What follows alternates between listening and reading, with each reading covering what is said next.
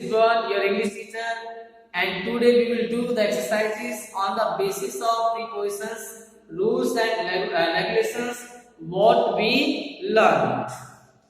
देखिए एक बार तो जितने भी रूल्स हमने पढ़े हैं प्रीपोजिशंस के अंदर उन्हीं के आधार पर आज हम प्रीपोजिशंस की कुछ एक एक्सरसाइजेस करेंगे और मैं चाहूंगा कि आप भी मेरे साथ साथ हर एक सेंटेंस का अच्छी तरीके से सोचते हुए, समझते हुए, ध्यान रखते हुए उसका सॉल्यूशन करें, उसका आंसर फाइंड करें। तो देखें क्या लिखा है यहाँ पर, fill in the blanks with suitable prepositions, कि आपने suitable according to meaning of the sentence जो सुटेबल प्रीपोजिशन हो उस प्रीपोजिशन का आपने नीचे दिए गए जितने भी ब्लैंक्स हैं किसके अंदर, सेंटेंसेस के अंदर, उनको हमें फिल करना है। तो सबसे पहले पढ़ते हैं सेंटेंस नंबर फर्स्ट।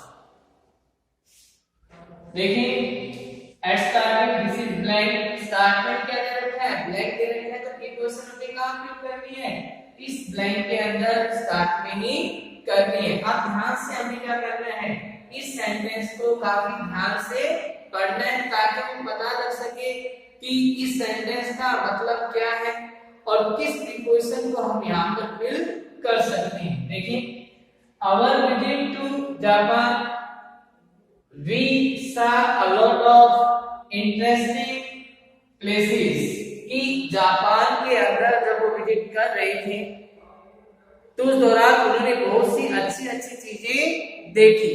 अब यहाँ पर जिक्र आता है कि कौन सी प्रीपोजिशन का हम यहाँ पर यूज करें। अगर हम जैसे यहाँ पर यूज करते हैं इन आवर विजिट तो ये भी गलत होगा, फॉर आवर विजिट ये भी इस सेंटेंस के मीनिंग के आधार पर सुटेबल नहीं है। अगर हम लेते हैं थ्रू के माध्यम से तो वो भी ठीक नहीं है। फ्रॉम वन ओपनिंग थ्रू किसके लिए, from one opening to the another opening, और के अंदर प्रवेश करते हुए, ऐसा तो कुछ नहीं है यहाँ पर। अब हमारे ध्यान में आया फ्रॉम और विजिट, नहीं, इनमें से कोई भी प्रीपोजिशन का हम यूज नहीं कर सकते। तो क्या प्रीपोजिशन यहाँ पर आनी चाहिए, तो यहाँ पर ड्यूरिंग कौन सी प्रीपोजिशन आएगी, ड्यूरिंग का प्रयोग किया जाएगा। और आप देख सकते हैं बिल्कुल ध्यान से कि during our visit to Japan we saw, किसके दौरान, हमारे विजिट के दौरान, किसके अंदर, जापान के अंदर। एक स्पेसिफाइड टाइम था जब वो जापान गए, एक स्पेसिफाइड टाइम था कि वो जापान गए थे, उस समय के दौरान की बातें कर रहे हैं। और क्या देखा उन्होंने, we saw a lot of interesting places. तो यहाँ पर किसका प्रयोग किया जाएगा, ड्यूरिंग का प्रयोग किया जाएगा। क्या आपके दिमाग में भी आंसर था, अगर था तो आपका आंसर बिल्कुल ठीक है। अब देखते हैं sentence number second. Sentence number second is look blank, that is the blank, that is the space, the flowers, कि किसकी तरफ देखो, फ्लावर्स की तरफ देखो, फूलों की तरफ देखो। तो मैंने एट जो प्रीपोजिशन आपको पढ़ाई थी, भाई आपने लुक ऑन द फ्लावर्स, ऐसे तो कुछ भी आ जाएगा, लुक ऑन द फ्लावर्स के ऊपर के लिए तो, लेकिन कहा कि लुक ब्लैंक द फ्लावर्स, कि फ्लावर्स की तरफ देखो, फ्लावर्स की ओर देखो। अब हिंदी का यहाँ पर ये मत बताना कि सकता की तरफ के लिए तो डायरेक्शन के लिए टुवर्ड्स का प्रयोग किया जाता नहीं, according to the meaning of the sentence. क्या preposition according to the rules and regulations, क्या प्रीपोजिशन वहां पर आनी चाहिए, उस प्रीपोजिशन का हमें यूज करना पड़ेगा। अब हमने देखा ना एट का जो हमने यूजेज पढ़ा उसके अंदर आपने देखा होगा साउट एट, एम एट, ये सभी लुक एट, इस प्रकार के जो प्रीपोजिशंस, इस प्रकार के जो वर्ड्स थे उनके साथ एट का प्रयोग हमने किया था। तो यहाँ पर किसका प्रयोग किया जाएगा, लुक एट द फ्लावर्स, किसकी तरफ देखो, ये किसकी ओर देखो, फ्लावर्स की ओर देखो। तो क्या है यहाँ पर एट का यूज किया जाएगा। नाउ समझ में आ रहा है ना भाई, आप भी जब ध्यान दोगे और देखो आपके पास नोटबुक है, आपने लिखा है और स्टार्टिंग में हमने एट क्वेश्चन ही पढ़ाया है, तो आपको ध्यान होगा अच्छी तरीके से। और उसमें एक यूजेस होगा इसमें ये सभी वर्ड्स, जैसे आपने साउथ एंड और लाभ, इसके अलावा लुक भी वहां पर लिख रखा होगा, तो उनके साथ एड का प्रयोग किया जाता है। यहाँ पर इस सेंटेंस के आधार पर अगर मैं बोलूं कि कमरे के अंदर देखो, इस मैटर के अंदर देखो, किस मैटर, मैटर मतलब मामला, क्या मामला, नहीं बोलते थे भाई क्या बात है, इस मामले के अंदर देखो, इसका पता लगाओ क्या बात है, तो हम क्या कहेंगे, लुक इनटू द मैटर।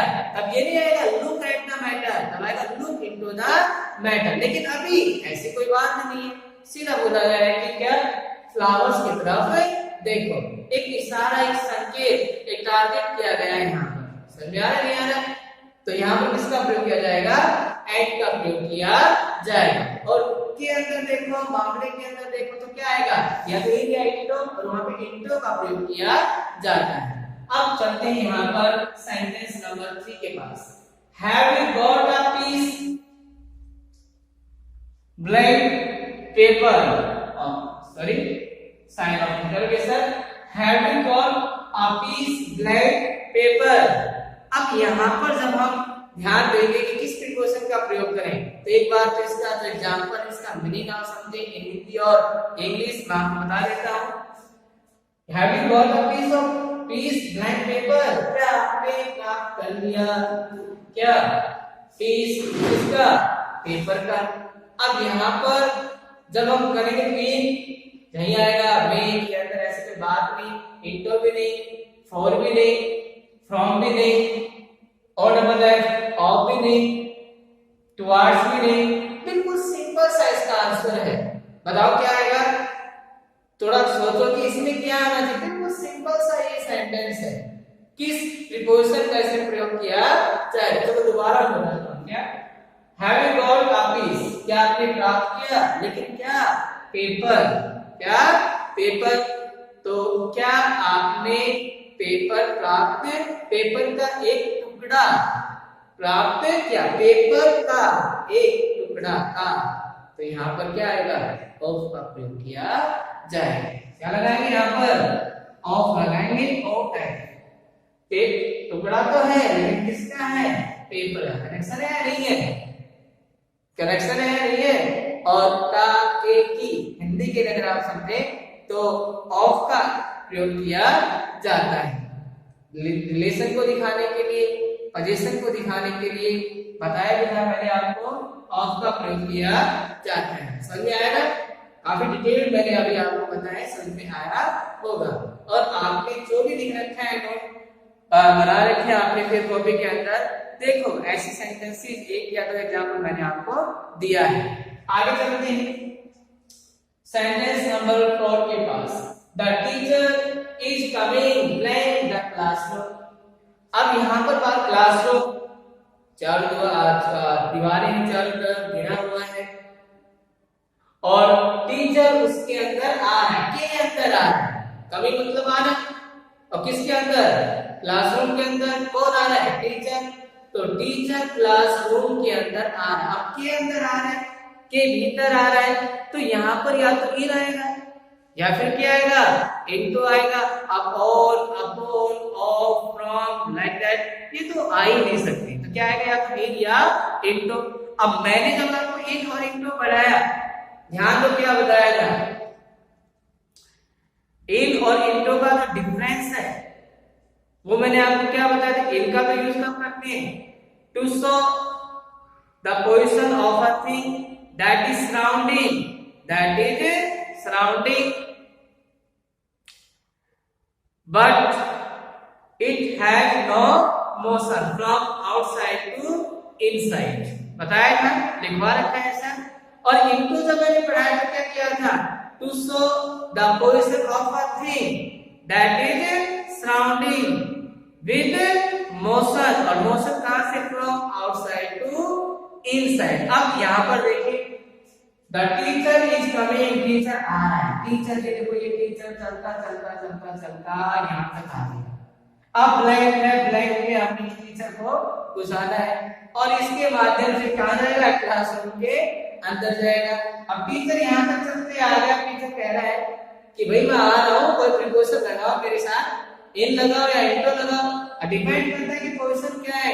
एक टीचर कहां से आ रहा है, बाहर से, और किसके अंदर आ रहा है, क्लासरूम के अंदर। आया नहीं है, क्लासरूम के अंदर आ रहा है। तो बताओ, जब बाहर से अंदर की ओर कोई चीज आए और वो अंदर की पोजीशन, उस चीज की पोजीशन कैसी हो, स्टार्टिंग हो, जैसे वो अंदर प्रवेश करेगा तो बताओ किसका प्रयोग किया जाएगा, इंटो का प्रयोग किया जाएगा। बिल्कुल आपने बिल्कुल जो सोचा है इंडिया में क्या आएगा, इंटो। आपका आंसर बिल्कुल ठीक है। क्या यहाँ पे यूज करेंगे हम, इंटो का यूज करेंगे। आगे बढ़ते हैं, यहाँ पे sentence number 5, the mouse entered the kitchen, the mouse entered the kitchen, blank are 5।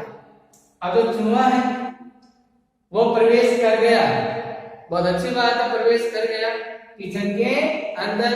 वैसे भी लॉकडाउन चल रहा है, खाने को कुछ नहीं मिल रहा होगा, तो सीधा किसके अंदर घुसा, वो किचन के अंदर। अंदर तो कुछ ना कुछ मिलेगा ना, तो किचन के अंदर घुस गया। वो कोई बड़ी बात नहीं, घुस गया, चूहा है, घुस भी जाए, कोई दिक्कत नहीं। भाई कुछ भूख लगेगी तो अंदर जाएगा कि कुछ खाने पीने का सामान मिले या ना मिले, वो अलग बात है। आगे देखिए, आगे चलता है बात की आप पाए। भाई उसने प्रवेश तो कर लिया किचन के अंदर, लेकिन किससे उसने प्रवेश किया, कैसे उसने प्रवेश किया, ये बताया गया है अपाइट के द्वारा।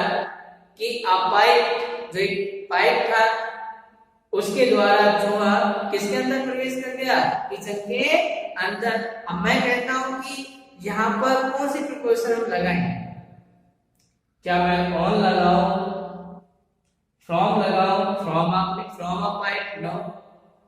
अब मैं कह रहा हूं यहां पर कि जो ये चूहा है ये पाइप के थ्रू आया, लेकिन पाइप के अंदर से होकर आया। तो बता दो कौन सी प्रिकॉशन का प्रयोग किया जाएगा, क्या बताया आपने, थ्रू। बिल्कुल, किस प्रिकॉशन का प्रयोग किया जाएगा, थ्रू प्रिकॉशन का प्रयोग किया जाएगा। और मैंने कल ही मेरे ख्याल से आपको एक प्रिकॉशन पढ़ाई है, थ्रू, कि जब एक ओपनिंग से कोई दूसरी वस्तु प्रवेश करती है और वो बिल्कुल ढकी हुई है, घिरी हुई है या नहीं है, और दूसरे ओपनिंग से जाकर वो निकल जाती, तो क्या हुआ होगा, एक पाइप गिरा होगा और चूहा चाहता होगा कि मैं बिना किसी को दिखे उस पाइप के थ्रू किसके अंदर आ जाऊं, किचन के अंदर आ जाऊं। और वो पाइप किससे कनेक्टेड होगा, किचन से। तो धीरे धीरे चलकर पाइप के अंदर घुसा होगा और एक ओपनिंग से घुसकर पाइप के दूसरे ओपनिंग से वो किसके अंदर आ जाता है, किचन के अंदर आ जाता है। समझ में आ रहा है, किसका प्रयोग किया जाएगा, थ्रू प्रिकॉशन का प्रयोग किया जाएगा। ये देखो क्लियर, यहां तक मेरे को नहीं लगता कि आपको कोई दिक्कत आई होगी। आगे चलते हैं, सीमा इज कटिंग द वेजिटेबल्स, बहुत ही अच्छा सेंटेंस है ये भी। सीमा इज कटिंग द वेजिटेबल्स, भाई उसने वेजिटेबल्स को काट रही है। सेंटेंस को पढ़कर, मीनिंग निकालकर और फिर रूल्स एंड रेगुलेशंस को भी उसके साथ अटैच करते हुए हमने प्रीपोजिशन का यूज करना है। पोजीशन को समझना है, रूल्स को समझना है और सेंटेंस की मीनिंग को समझना है। तो ये दोनों तीनों चीजें आपको समझ में आ गई और इनका आपने मिक्सअप करके सोच समझ के प्रीपोजिशन के रूल्स एंड रेगुलेशन सारी बातें, और जब आप किसी सेंटेंस के ब्लैंक को फिल करोगे तो वो गलत नहीं होगा। ओके, तो देखिए, Seema is cutting the vegetables blank on knife, कि सीमा वेजिटेबल्स काट रही है, लेकिन किससे काट रही है, नाइफ से। अब मैंने वहां पर दिया था आपको एक सेंटेंस, तो बिल्कुल समझाया था, on the place of by, कि जो इंस्ट्रूमेंट है, टूल्स है, उनके द्वारा जब कोई काम लिया जाता है तो वहां पे बाय नहीं, क्योंकि बाय का मतलब क्या होता है, के द्वारा।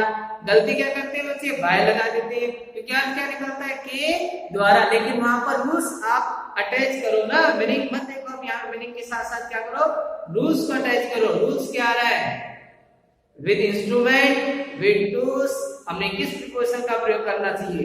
विद प्रीपोजिशन का प्रयोग करना चाहिए। और कौन सी प्रीपोजिशन आएगी यहाँ पर? विद का प्रयोग किया जाएगा। आगे देखिए, Mohit had been living in this village, कि मोहित इस गांव में रह रहा है ब्लैंक चाइल्डहुड, लेकिन कब से रह रहा है? बचपन से रह रहा है। और चाइल्डहुड एक ऐसा समय है कि वो एक जीवन में, एक व्यक्ति के जीवन में एक बार ही आता है। अब हमारा चाइल्डहुड था, वो गया, हम भी खेले कूदे। अब आपका चाइल्डहुड था, वो भी धीरे धीरे क्या कर रहा है? जा रहा है। अब आप भी आगे बढ़ रहे हो, चाइल्डहुड लगभग आपका भी चला गया। और जैसे जैसे आगे बढ़ोगे तो आगे आपको ध्यान आएगा, कैरियर को संभालना है, पैसे कमाने हैं, क्योंकि यही संसार है, सब कुछ करना पड़ता है। तो चाइल्डहुड जो था वो अपना चला गया, लेकिन वो दोबारा नहीं आएगा। तो ये अनसर्टेन टाइम नहीं है। अगर अनसर्टेन टाइम होता तो अपने फोर का प्रयोग यहाँ पर करना पड़ता। ये सर्टेन टाइम है। जैसे कल मैंने बताया था 2018, 2019 ये आई और चली गई, समझा? 2020 भी है, अब 21-22, लेकिन ये सारी क्या है? सर्टेन है। बार बार तो नहीं आएंगे, एक बार आएंगे। तो क्या है? सर्टेन है। और सर्टेन जो टाइम है, और परफेक्ट कॉन्टिन्यूअस देख सकते हो आप, had been living in this village, तो वहां पर या तो फॉर का प्रयोग होगा या फिर सिंस का प्रयोग किया जाएगा। तो बताओ कौन सी प्रीपोजिशन का मैं यहाँ पर प्रयोग करूं? क्या बताया आपने? सिंस। बिल्कुल, आपका जो आंसर वो ठीक है। किसका प्रयोग किया जाएगा यहाँ पर? सिंस का प्रयोग किया जाएगा। मेरे को लग रहा है कि पर्टिकुलर नंबर तो बता पा रहे हो, आपके दिमाग में भी यही आंसर्स आ रहे हो, मेरे को होप है। आगे देखिए, he jump blank the roof, jump तो लगाया और बात आगे क्या है? द रूफ, जो छत है। अब ये बताओ, क्या यहाँ पे मैं इंटो लगाऊं? भाई जंप लगा के वो रूफ के अंदर, छत के अंदर कैसे जाएगा? कि अंदर जा सकता है? भाई उस रूफ को तोड़ दे, फोड़ दे, फिर अंदर चला जाए, ऐसा तो नहीं हो सकता। अगर मैं बात करूं इन, तो रूफ के अंदर कैसे जाएगा? वो भी नहीं है। अगर बात करूं अपॉन, अब या वो हेलीकॉप्टर से या किसी और चीज से, ऐसे तो कोई ऐसी बात तो यहाँ पर दिखाई नहीं गई। फिर वो सिंपल है। तो यहाँ पर क्या आएगा कि वो कूदा, लेकिन कहां से कूदा? रूफ के अंदर या रूफ के ऊपर नहीं कूदा, वो रूफ से कूदा है। छत से ही उसने क्या लगाई है? छलांग लगाई है। और छत से छलांग लगाई है यहाँ पर। तो बताओ किसका प्रयोग किया जाएगा? बताओ। अपॉन तो नहीं आएगा, ना इन आएगा, ना इनटू आएगा, ना ऑन आएगा। एक प्रीपोजिशन बच गई, थोड़ा सा दिमाग लगाओ। बिल्कुल सिंपल सा है, देख लो आप। ही जंप ब्लैंक द रूफ, अरे फ्रॉम का प्रयोग किया जाएगा। किसका प्रयोग किया जाएगा? फ्रॉम। तो यहाँ पर किसका यूज करेंगे हम? फ्रॉम। कि उसने कहां से जंप लगाया?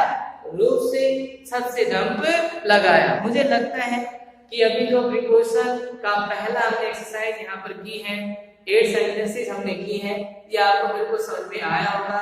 और ऐसे ही आपने घर के अंदर रहते हुए आपको जो भी पढ़ाया जा रहा है उसकी आप तैयारी करें और एक्सरसाइजेज करें।